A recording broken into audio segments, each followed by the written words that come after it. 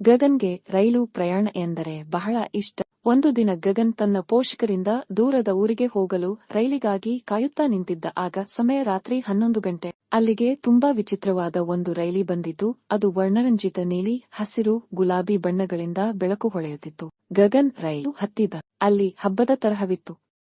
ರೈಲು ಗಾಳಿಯಲ್ಲಿ ತೇಲಿದಂತಾಯಿತು. ಹೂಗಳ ಸುರಿಮಳೆ, ಜೇನು ಹುಳುಗಳು ಸದ್ದು ಮತ್ತು ಸಿಹಿ ಪರಿಮಳ ಬೀರುತ್ತಿತ್ತು. ಮುಂದೆ ಒಬ್ಬ ತಾತ ಇದ್ದರು. ಅವರು ಬೆಳ್ಳಗೆ ಮಿಂಚುವ ಟೋಪಿ ಧರಿಸಿದ್ದರು. ನೀನು ಮಾಯಾ ರೈಲಿಗೆ ಹತ್ತಿದ್ದೀಯಾ ಪುಟ್ಟನಾಗ ಎಂದು ಅವರು ನಕ್ಕರು. ಇದು ಎಲ್ಲಿಗೆ ಹೋಗುತ್ತೆ ಎಂದು ಗಗನ್ ಆಶ್ಚರ್ಯದಿಂದ ಕೇಳಿದ. ತಾತ ಹೇಳಿದರು, ಇದು ಕೇವಲ ಕಲ್ಪನೆ ಜಗತ್ತಿಗೆ. ರೈಲು ಗಾಳಿಯಲ್ಲಿ ಹಾರುತ್ತಿತ್ತು. ಗಗನ್ ಕಿಟಕಿಯಿಂದ ನೋಡಿದ ಕೆಳಗೆ ಪಟಾಕಿಯ ಬಣ್ಣದ ನದಿ, ವಿಸ್ಮಯದ ಕಾಡು, ಚಾಕೋಲೇಟ್ ಪರ್ವತಗಳು ಕಂಡು ಗಗನ್ ನಕ್ಕಿದ. ಅಷ್ಟರಲ್ಲಿ ಸ್ಟೇಷನ್ ಬಂದಿತು. ತಾತನು ಹೇಳಿದ, ನೀನು ಮನೆಗೆ ಹಿಂತಿರುಗಬೇಕು. ಆದರೆ ಯಾವಾಗ ಬೇಕಾದರೂ ಕಲ್ಪನೆಯ ಮೂಲಕ ಈ ರೈಲಿಗೆ ಮತ್ತೆ ಬರಬಹುದು. ಆಗ ಗಗನ್ಗೆ ಎಚ್ಚರವಾಯಿತು. ಅವನ ಕೈಯಲ್ಲಿ ಜಾದೂ ಹೂವಿತ್ತು.